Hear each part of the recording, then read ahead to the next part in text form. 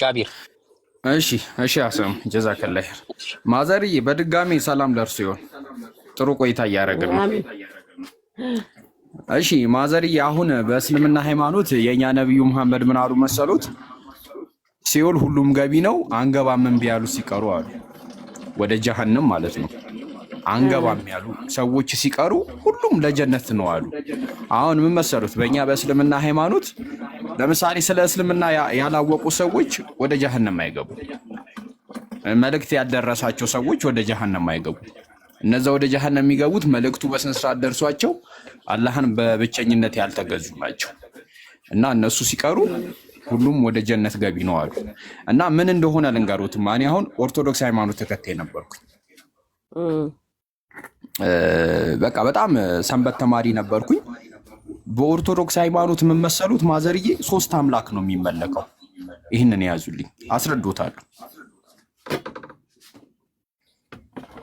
ላስረዶት ወይስ ያስማማናል? እሺ፣ ወደዛ መግባት ብዙም አያስፈልገንም። የራሱ የሆነ አለው ዶክትሪን አለው። እሱን ታልፈውና አሁን ወደ ነብዩ መሐመድ ስትመጣ ማለት ነው። ነብዩ መሐመድ በእናንተ በኩል የሚያስተምረውና የኛ ክርስቶስ ኢየሱስ አስተምሮት ያለፈው ይመሳሰሉብኛል እና እኔ ባለሁበት እናንተም ባላችሁበት ሁለቶቹም በእውነተኛ መንፈስ ነው የሚያስተምሩት። ነብዩ መሐመድ ይመቹኛል። አሁን ማዘርዬ ምን እንደሆነ ያውቃሉ? እርሶ የኢየሱስን ትምህርት አይከተልም እያልኩት ነው።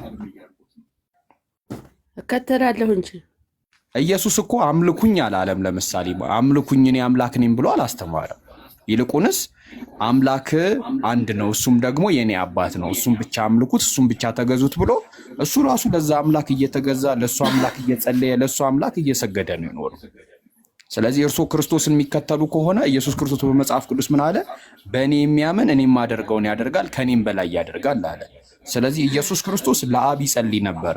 እርሶ ለአብ ነው የሚጸልዩት ወይስ ለአብ ለወልድ መንፈስ ቅዱስ ነው የሚጸልዩት? እሱ ኢየሱስ ክርስቶስ ለአብ ሲጸልይ የነበረው በምድር መጥቶ የሰውን ስጋ ፍጹም የሰውን ስጋ ለብሶ ማለት ነው ስለኛ ሲቃትት ሲማልድ የነበረውን ነው። ከዛም በኋላ ግን ከመስቀል ሞት በኋላ በ3ኛው ቀን ተነስቶ አድርጎ ከእግዚአብሔር ጋር አብ ወልድ መንፈስ ቅዱስ በሚል እኩል ነው። ለኢየሱስ ክርስቶስ ስገዱ ብሎ ማን ያስተማሩት? እርሱ ነው። ምድር ላይ ያለ እኮ አልሰገርንም። አይደለም እኔ ያልኩት በሰማይም ከሄደ በኋላ ለኢየሱስ ክርስቶስ ስገዱ ብሎ ማን ያስተማሯት?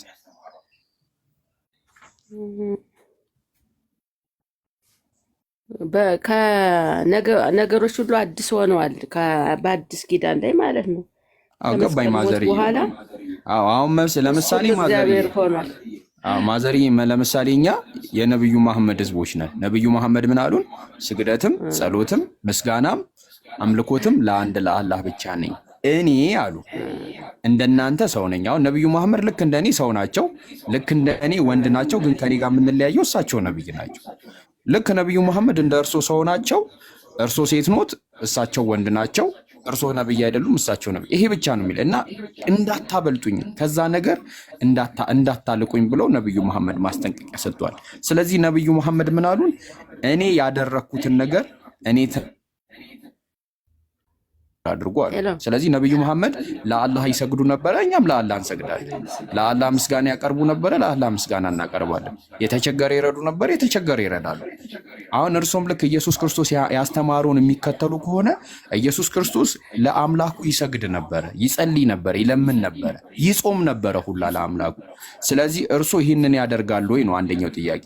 ይህን ስጠይቆት አይ ሰው ስለነበረ ነው ይህንን ያደረገው አሉኝ። አይደለም እንግዳስ ልንገርህ፣ በአዳም ምክንያት ኃጢአት ወደ ምድር ገባች። በክርስቶስ ምክንያት ደግሞ የኃጢአታችን ዋጋ በክርስቶስ ይከፈላል። ክርስቶስ ደግሞ ወደ ምድር መጥቶ ለኃጢአታችን በመስቀል ላይ ከመቸንከሩ በፊት እግዚአብሔር ነው። ከሞተ በኋላ ደግሞ በመስቀል ከሞተ በኋላ ደግሞ አሁንም እግዚአብሔር ነው። በስላሴ አምሳል ማለት ነው።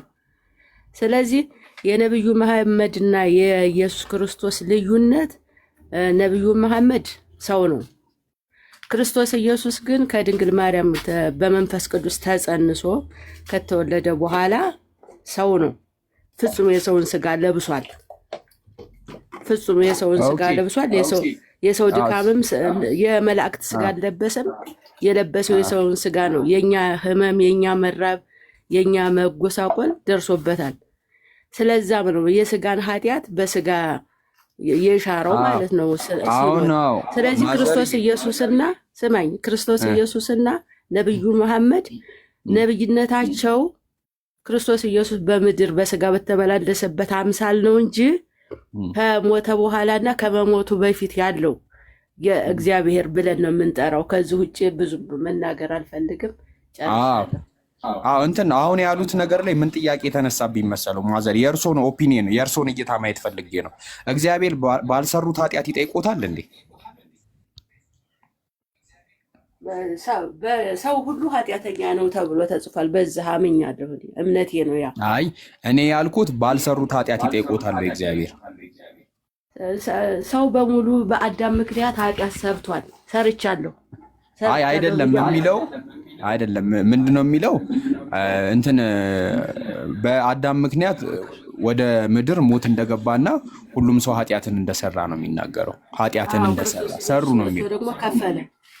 እኔ አሁን ያልኩት ግን እኔ አሁን ያልኩት ምን መሰሉት ማዘርዬ፣ እርሶ ባልሰሩት ኃጢአት እግዚአብሔር ይጠይቆታል ወይ? በሰሩትማ ይጠየቃሉ። ግን ባልሰሩት ሰርቻለሁ የሰው ዘር እስከሆንኩ ድረስ ሰርቻለሁ። ከሰሩማ ይጠየቃሉ። ካልሰሩ ነው በቃ እጠየቃለሁ እያለች ነው። በኃጢአቴ እኔ እጠየቃለሁ። አይ ባልሰሩት ኃጢአተኛ ነው። ዕዳውም የተፈጸመ ደግሞ በክርስቶስ ነው። አይ አሁን ለምሳሌ ማዘር ህፃን ልጆች ኃጢአተኛ አይደሉም፣ ኃጢአት አይሰሩም እኮ እነሱ አሁን አይጠየቁም አይደል? እነሱ ደግሞ ኃጢአት ለመስራት እድሜ እስከሚደርሱ ድረስ በእናት በአባታቸው ሃይማኖት ይጸድቃሉ። ከዛ በኋላ ከተወሰነ ጊዜ በኋላ ግን በራሳቸው ኃጢአት ይጠየቃሉ እኮ። እነሱ አሁን ቢሞቱ ለመዳን ኢየሱስ ክርስቶስ ስቅለት ያስፈልጋቸው ነው። ቡና አፈልቶባታል። አንዴ አቦሉን ትጠጣና ተናግራታለህ። እኔማ ማዘርን አስልሚ አንተን እሳቸውን የሚያሰልሙ እሺና ወደ አንተ እንምጣሽ። በጣም አንተ ነህ እሳቸው ፈታ ያሉ ናቸው። የአራዳ ልጅ ናቸው ማዘርዬ። በጣም ነው የወደድኳቸው። ስማ ሄኖክ፣ አሁን ወደ አንተ እንምጣ። እሺ ሄኒ ምን መሰለክ፣ አሁን ጨዋታው ጨዋታ ነው። እናት ማለት 9 ወር አንተን ይዛ ስትዞር ነበረ ሆዷ ውስጥ ተሸክማ ማለት 4 ኪሎ በእጅ አንጠልጥላ ይዘህ ታውቃለህ? እንዲህ ለስንት ሰዓት ይዘህ መቆም ትችላለህ? 4 ሊትር ውሃ ወይ 4 ኪሎ ስኳር ምን ያህል ተሸክመህ መቆም ትችላለህ? እየቃምኩት ነው ዝም ብዬ። አይ የማይቃም ተልኬ ከሆነ እኔ እንጃ እንዳልሸጠው ነው የምፈራ። ተልኬ ከሆነ አይ እንትን ቁም ነገር እናውራ። ሂናይ እስኪ ምናልባት ለ4 ሰዓት ግን እሳቸው አንተን በሆዳቸው ውስጥ በጣም ምናልባት ለ9 ወር ተሸክሞክ ሲዞሩ ነበር። አንደኛ ይሄንን ያዝ እሺ። ሁለተኛ ነገር ደግሞ ማዘር አንተን ሲወሉክ በሞትና በህይወት መካከል ሆኖ ነው የወለዱት። በቃ ሊሞቱም ይችላሉ ላይሞቱም ይችላሉ። ይሄ ነው እሺ። መውለድ ማለት አንድ ሴት ልጅ ስትወልድ ማለት በህይወትና በሞት ውስጥ ሆና ነው ልጅ የምትወልደው። እሺ ይሄንን ያዝ። ይሄን ከያዝክ በኋላ ደግሞ ከልጅነት ጀምሮ ምግብ ስትፈልጋውን ሄደ ገልበጣ ትበላለህ። ግን የዛኔ ምንም የማረግም አቅም የለህም። ከራበክ ስታለቅስ ልጄን ራበው ብለው አጠጥተው ከማንም እንዳያንስብኝ ብሎ አሳድገዋል። ገባክ አይደለም? እና ማዘርዬን ከበዓል በላይ ለማክበር ሞክር እሺ። ይጸጽታል። ሁሉም ሰው ሟች ነውና ከዛ በፊት አክብራቸው እሺ። ብራዘር እሞክራለሁ እስኪ። አይ ማክበር አክብር። ሲምፕል ነው። አራዳ እናቱን የሚረዳ ይባላል። እናትን ካላከበርክ ምን አክቹሊ ያናድዳሉ። እኔ አሁን እናቴ በጣም ነው የምታናድደው፣ በጣም ነው የምታበሳጨኝ። ግን ልክ ንዴቴን ስትለው ዞር እላለሁ፣ ምክንያቱም እንዳልናገራት ማለት ነው። በማድረግ ያለብህን ነገር አድርግ። አንደኛ ነገር ደግሞ አንተ አራዳ ነው፣ ወጣት ነህ። እሳቸው ደግሞ ወጣት አይደሉም። ገባክ አይደለ? ያንተ ዘመን ላይ ያለፉ ሰዎች አይደሉም እና እንዳንተ አይነት ሰው እንዲሆኑ አትጠብቅ። እሺ ይሄ እና አስተካክል። እሺ ሀቢቢ እሺ አስተካክል። ማዘርን ማክበር ትልቅ ነገር ነው። እኔ እናቱን የሚያከብር ሰው ወዳለሁ። እኔ እናቴን አክባሪ ሆኜ አይደለም እንዲህ የሚያመጻድቀኝ፣ ግን ያው ለማክበር እሞክራለሁ። እኔም እኮ እሞክራለሁ ነው ያልኩት። እሺ ደረጃ ንገረው። በእስልምና እናት ማለት ያው ጀነት እናት እግር ስር ነው አለ የሚባለው። በጣም ትልቁ ነገር እናትን ማክበር ነው። ገባክ አይደለ? እና እናት ከባድ ነገር ነው። ብቻ የሆነ እንትን ማይሆን ነገር ውስጥ ከምንገባ በቃ አግኝተኛል፣ በቃ ማዘርን ለማክበር ሞክር። እሺ ይሄ ነው። እሺ እና አሁን ወደ ሐሳባችን ስንገባ እኔ እናንተ መጽሐፍ ቅዱስ የውርስ ኃጢአትን ይከለክላል። ላሳይክ ጥቅስ። እሺ አንዴ ላሳይ። እንደው በጣም ይሄን ሰሞን ካሜራ እያበዛው ነው። እሺ ማጠቆ አንዴ ልፈታል። ሻቢር ልገለጥ ብላካል። ምንድነው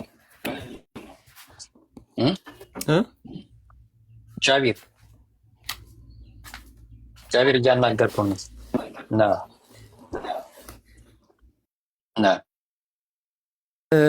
ነው ብለህ ነው?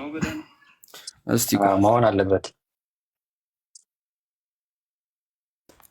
እኔ ሄናን እንዲማር የሰርግ ነው የምትገለጠው። ሻቢር ከዛ በፊት አትገለጥም። አሬ ዛኔም በተገለጥኩላችሁ። ሂጃብ ታደርጋለህ እንዴ?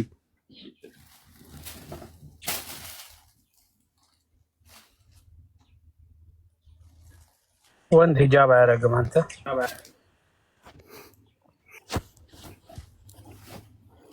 መጽሐፍ ቅዱስ የሚከፍት ሰው የለም? ምናልባት ዮኒ ክፈትላ። እሺ ዮኒማ መክፈት የሚችል አይመስለኝም። ሀሰን አይመችም? ይነበብለት። ግድ ጥቅሱ መከፈት የለበትም። ይነበብለት። ያውቀዋል፣ እሱ ያውቀዋል እኮ። የሚያውቀውን ነገር እኮ ነው ሄኖክ የሚያዳግመው። ምንድነው ትናንትና በቀደምታ ስናወራ አልነበረም እንዴ? ጥቅሱን ንገረው ጃቢር።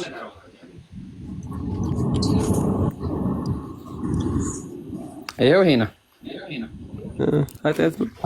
ኃጢአትን የምትሰራ ነፍስ እርሷ ትሞታለች። ልጅ አባቱን ኃጢአት አይሸከምም፣ አባትም የልጁን ኃጢአት አይሸከምም። የጻድቁም ጽድቅ በራሱ ላይ ይሆናል፣ የኃጢአተኛውም ኃጢአት በራሱ ላይ ይሆናል ይላል።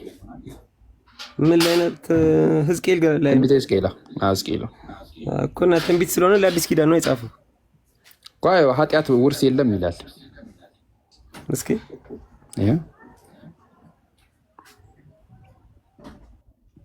ኃጢአተኛውም ካደረጋት ኃጢአት ሁሉ ቢመለስ ትእዛዜን ሁሉ ቢጠብቅ ፍርድንና ቅን ነገርን ቢያደርግ ፈጽሞ በሕይወት ይኖራል እንጂ አይሞትም። የበደለው በደል ሁሉ አይታሰብበትም፣ በሰራው ጽድቅ በሕይወት ይኖራል። በእውኑ ኃጢአተኛ ይሞት ዘንድ መፍቀድን እፈቅዳለሁን? ይላል ጌታ እግዚአብሔር። ከክፉ መንገዱ ይመለስና በሕይወት ይኖር ዘንድ ነው እንጂ። ጻድቁ ግን ከጽድቁ ቢመለስ ኃጢአትንም ቢሰራ ኃጢአተኛውም እንደሚያደርገው ርኩሰት ሁሉ ቢያደርግ በሕይወት ይኖራልን? የሰራው ጽድቅ ሁሉ አይታሰብለትም። ባደረገው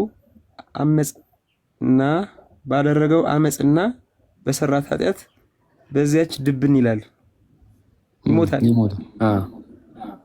አይካ ተግባባን። ስለዚህ አዲስ ኪዳን ላይ አዲስ ሆናል እኮ ያለች እሷ እናቴ ቅድም እንደዛ። የእሳቸውማ ሌላ ሀሳብ ነው። አንተ የውርስ ኃጢአት አምናለሁ ስላልክ ነው። የውርስ ኃጢአት የሚባል ነገር የለም። ስለዚህ ይሄ ወደ ምን ኮንክሉዥን ይወስደናል መሰለ? ኢየሱስ ክርስቶስ ለምንድን ነው የተሰቀለው? ለኃጢአት ስርየት። የምን ኃጢአት? አዳም ለሰራው ኃጢአት እኮ። ለአዳም ብቻ ነው የተሰቀለው? ለዘሩ በሙሉ። አዳም ዘር አይደል እኮ። ዘሩ ምን አገባው ታዲያ? ዘሩ የግድ ብለድ ላይ የሚባል ነገር አለ እኮ። ይሄው አይወርስም አለ እኮ፣ አይሸከምም አለ። አሁን አነበብን አይደል? ደሙን ይዟል። እስቲ ደሙ ይዟል የሚል እስቲ ማስረጃ አምጣ። እኔ በግሌ የተረዳሁት ነው በመንፈስ ቅዱስ። አይ አይደለም። አንተ ሄና ደግሞ እንዴ አሁን ሎጂካል ነብዬ ቀለል አድርጌ ላስረዳ ሞክር። ቆይ ላስረዳ፣ ችግር የለም። እኔም በሎጂክ ላስረዳ ብዬ እኮ ነው። አይ በሎጂክ አይደለም እኮ በሎጂክ ራሱ ብታስረዳኝ አያስኬድም። ግን እስቲ አንድ ጥቅስ ላሳይክ። አይ ሄና እንደው ስማ፣ ይኸው ፊቴ ይታይና ከአንተ ራስ አልወርድም። እሺ አታብራ፣ ቪዲዮ ዝም ብለህ አንብበው፣ ችግር የለውም። ኃጢአትን ኢማ ኃጢአትን የምትሰራ ነፍስ እርሷ ትሞታለች ይላል አይኳ። ከዛ ኢማ የእግዚአብሔር ቃል ወደ እኔ እንዲህ ሲል መጣ ይላል አይደለ? በእስራኤል ልጆች አባት ጨርቋን የወይን ፍሬ በሉ፣ የልጆችም ጥርሶች ጠረሱ ብላችሁ በመካከላችሁ የምትመስሉት ምሳሌ ምንድን ነው አለ። እኔ ሕያው ነኝ፣ እንግዲህ ወዲህ ይህ ምሳሌ በእስራኤል ዘንድ አትመልሱም ይላል ጌታ እግዚአብሔር አለ። እነሆ ነፍሳት አለ ሁሉ የእኔ ናቸው፣ የአባት ነፍስ የእኔ እንደሆነች እንዲሁም የልጅም ነፍስ የእኔ ናት አለ። ኃጢአትን የምትሰራ ነፍስ እርሷ ትሞታለች። ሰውም ጽድቅም ቢሆን ፍርድን ቅን ነገር ቢያደርግ አለ ሰውም ጻድቅ ቢሆን ፍርድና ቅን ነገር ቢያደርግም አለ። ከዛ ምን አለ መሰለ? በተራራ ላይ ባይበላ አለ፣ ዓይኖችንም ወደ እስራኤል ቤት ጣዖት ባያነሳ፣ የባልንጀራውን ሚስት ባያረክስ፣ አደፍ ወዳለባት ሴት ባይቀርብ፣ ሰውንም ባያስጨንቅ፣ ለባለ ዕዳ መያዣም ቢመልስ፣ ፈጽሞም ባይቀማ፣ ከእንጀራውም ለተራበ ቢሰጥ፣ የተራቆተውንም ከልብስ ቢያለብስ፣ በአራጣ ባያበድር፣ አትርፎም ባይወስድ፣ እጁንም ከኃጢአት ቢመልስ፣ በሰውና በሰው መካከል የእውነት ፍርድን ቢፈርድ፣ በትእዛዜም ቢሄድ፣ እውነትንም ለማድረግ ፍርዴን ቢጠብቅ፣ እርሱ ሕይወት ይኖራል ይላል ጌታ እግዚአብሔር አለ። እርሱም ቀማኛና ደም አፍሳሽ ልጁም ከዚህ ሁሉ አንዳቸውን የሚያደርገው ቢወልድ አለ። አይካ ምን አለ መሰለክም? አሁን መጀመሪያ የማያደርግ ነው የተናገረው።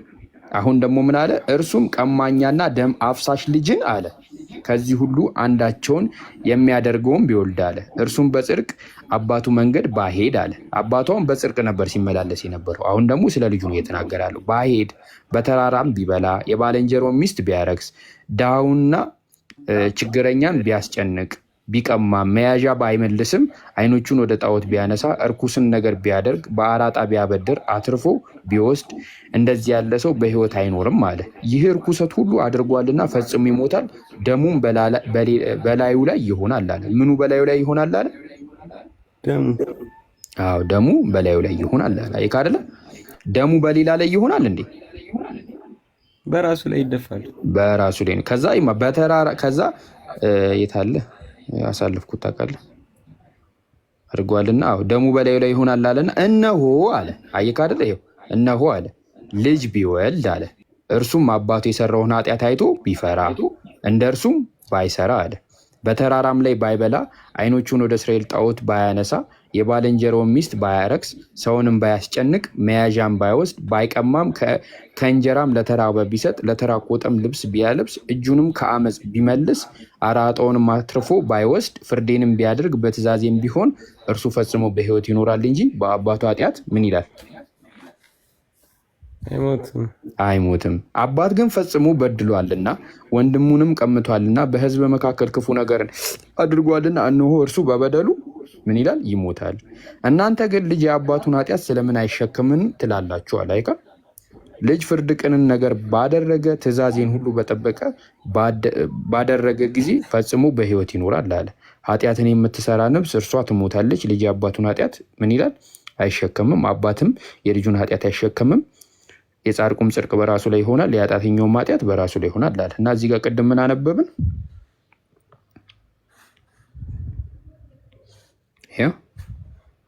አይካ ደሙ በላዩ ላይ ይሆናል። አይካ እስቲ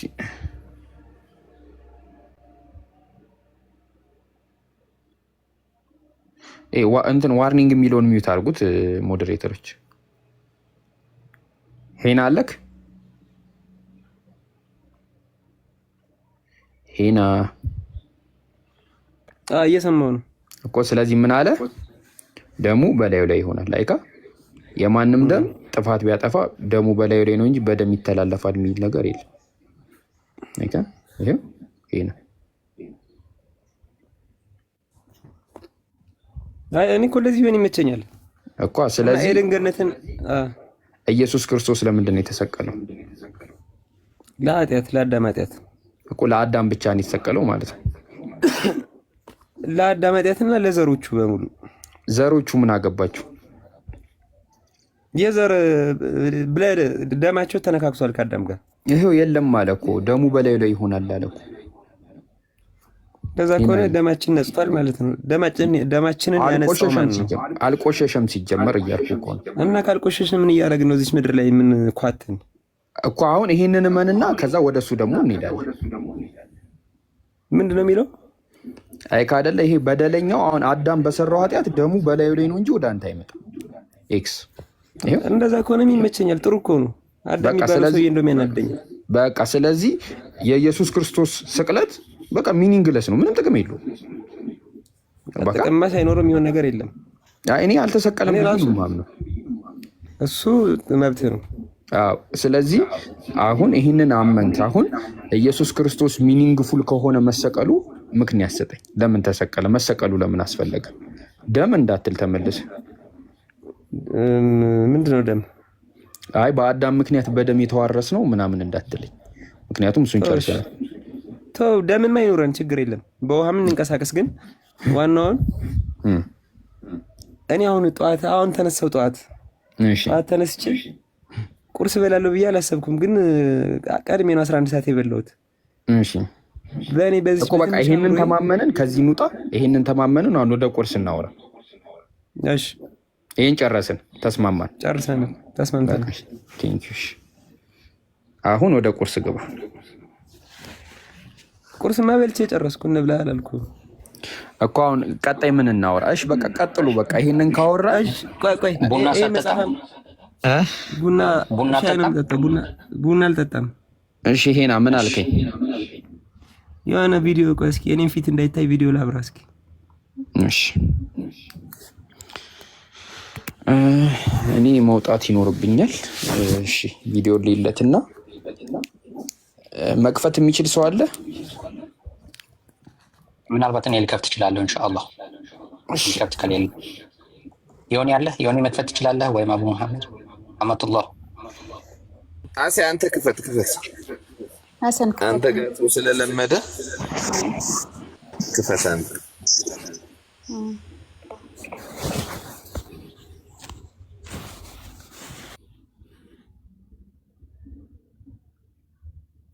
እሺ ይሄን አቀጥል።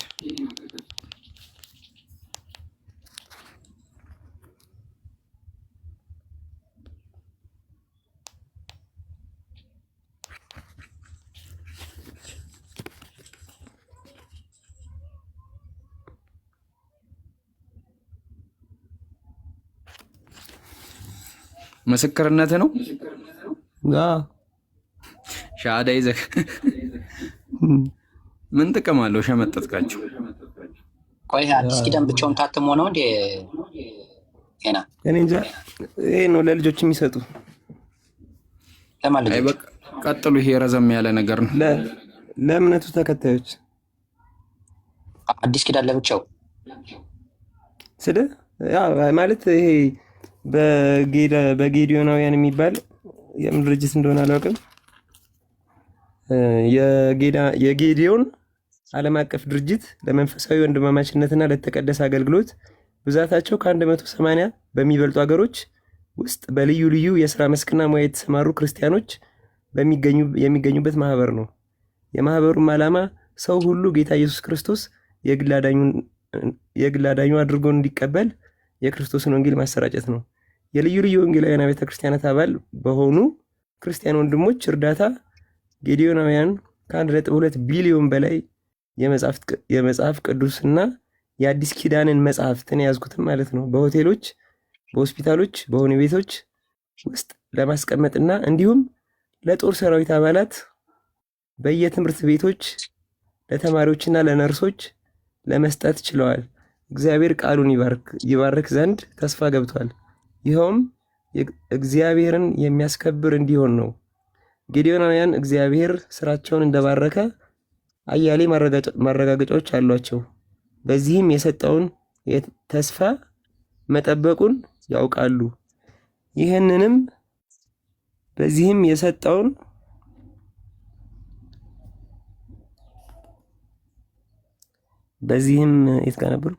የሰጠውን ተስፋ መጠበቁን ያውቃሉ። ይኸውም የሰጠውን ተስፋ የያዘ መጽሐፍ በማንበብ ላይ የሚገኝ ሰው ከቃሉ የሚያስፈልገውን መመሪያና በረከት እንዲያገኝ የጌዲዮናውያን የልብ ጸሎት ነው። እስኪ አሁን ከያዝከው ዮሐንስ 1:1 እስኪ ምንድን ነው የሚለው?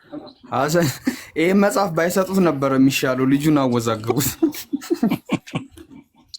እስኪ ዮሐንስ 1:1 ክፈተው እስኪ ምንድን ነው የሚለው? ያው ነው ቃል ምናምን ነው የሚለው። እሱማ መልእክቱ ነው ወንጌሉ። አንድ ነገር ላሳይ ነው። ክፈተው እስኪ እሱ ወንጌሉ ነው። ወንጌሉ ዮሐንስ ምዕራፍ 1 ቁጥር 1 ቪዲዮ ላብራልህ። ዝም ብዬ ላንብበው። ዝም ብለህ አንብብልኝ። በመጀመሪያ ቃል ነበር፣ ቃልም በእግዚአብሔር ዘንድ ነበር፣ ቃልም እግዚአብሔር ነበር። ስርዓተ ነጥቦቹ ያው በአነባቢ ትረዳቸዋል። ይህ በመጀመሪያው በእግዚአብሔር ዘንድ ነበር፣ ሁሉ በእርሱ ሆነ፣ ከሆነውም አንዳች እንኳ ሄኖክ ይበቃሃል። ቁጥር 1 ምዕራፍ 1 ቁጥር 1 ተመልከቱ። እንግዲህ ይሄ አዲስ ኪዳን የመጣው የተጻፈው በግሪክ ቋንቋ ነው አይደል? የመጀመሪያው መሰለኛ። ተመልከት እንዴት እንዳስቀመጡት። ግሪኩ ላይ የሚለው በመጀመሪያ ቃል ነበረ፣ ቃልም በእግዚአብሔር ዘንድ ነበረ፣ ቃልም እግዚአብሔር ነበረ ሳይሆን ቃልም አምላክ ነበረ ሳይሆን አምላክም ቃል ነበረ ነው የሚለው። አምላክ ይታይካል ወይ? ከመጀመሪያው ጀምረ ላሳይህና በመጀመሪያ ምን ቃል ታይካቴ beginning was the word አንበብ ከላይ ጀምሬ ነው። አንዳንድ ነው። ኦኬ ጆን in the beginning was the word and the word was with God and God was the word። አማርኛው ላይ ግን ምን አደረገላችሁ? አማርኛው ምንድን ያዛቡት? በመጀመሪያ ቃል ነበር፣ ቃልም በእግዚአብሔር ዘንድ ነበር፣ ቃልም እግዚአብሔር ነበር። አማርኛው ላይ ይሄንን ያለ ቦታው አምጥተው ከዚህ ፊት ለፊት አስቀመጡት። ይሄ ነበር መቅደም የነበረበት። ኦኬ ስለዚህ በመጀመሪያ ቃል ነበር፣ ቃልም በእግዚአብሔር ዘንድ ነበር፣ እግዚአብሔርም ቃል ነበር። ምን ትጠፋለች እንደዛ ሲሆን? አንተ ለምሳሌ ማለት ነው አንተ ተናጋሪ ነህ አይደለ? አንተና ከንግግርህ ማን ነው የሚቀድመው? እኔ። አንተ መኖር መቻል አለብህ ከንግግርህ በፊት ማለት ነው። አንተ ስትኖር ነው ያንተ ቃል የሚገኘው ወይም ከአንተ አንደበት ቃል የሚሰማው። ልክ ነህ። ግን ግሪኮ ላይ ቁጭ ብሎ እያለ ዛሬ ድረስ ማለት ነው አማርኛው ላይ ሲተረጉሙ ምን አደረጉ? ይሄኛውን ወደዚህ፣ ይሄኛውን ወደዚህ። ግን ቦታውን አቀያይረውታል። ቦታውን አቀያይረው ያስቀመጡበት ምክንያት ቃልም እግዚአብሔር ነበረ ካሉ በኋላ ቃል ራሱ 14 ላይ ፊግባው ስጋ ሆነ ይለዋል። አይ እንዴት ነው የሚጫወቱ በአማርኛ? ቃልም ስጋ ሆነ 14 ላይ ቃልም ስጋ ሆነ ይላል። እንደዛ ከሆነ ደግሞ እግዚአብሔርም ስጋ ሆነ ነበር ማለት የነበረባቸው። ስለዚህ እስኪ እናወራበታለን። ለማንኛውም ሌላ ብዙ ነገር እናሳይካለን። ማዘርን ግን ሰላም በልልም ዳግም እንደምታገናኝነት ተስፋ አደርጋለሁ። አረ የራሱ አለት ራሱ አጋሩ በቃ የራሳቸው ካላቸው በቃ እኛ ጋር ተገናኝነናል። እንዲያወሩ እንዲመክሩን በአንዳንድ ነገሮች ላይ ራሱ ጃቢር አጠቃቀሙን ብዙም አትችለው ማጠቃቀሙን ችግር የለም። ታያቸው ማዘር ጃቢር በቃ መሄድ ካለብህ እዚህ ጋር ወንድሜ እንውረድልኝ። ሄኖክ በኋላ እንገናኛለን። እሺ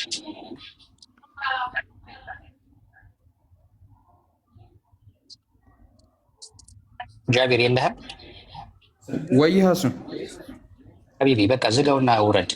በኋላ እንገናኛለን። የሚከፍት ሰው ዮኒ አለክ?